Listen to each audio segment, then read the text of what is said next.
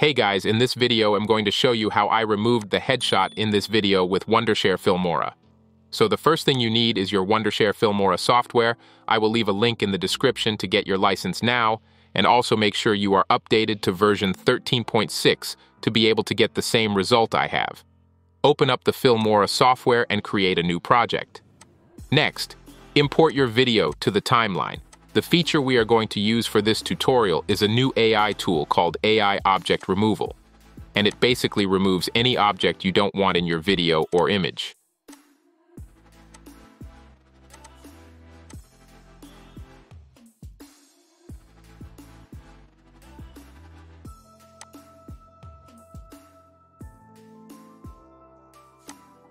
To enable AI Object Removal, select your media and click on the erase icon.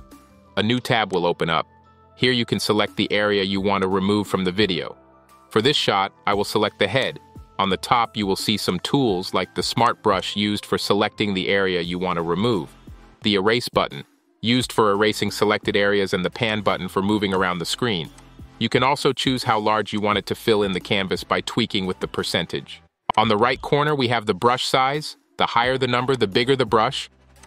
Once you are done, click on the Remove button to start the process. This will take some time depending on the length of your video.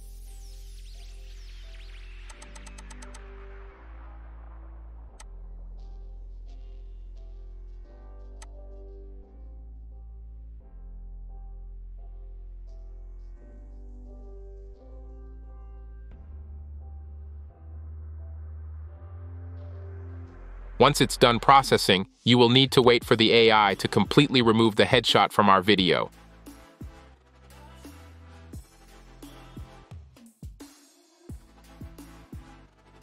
It's done. Let's preview the video.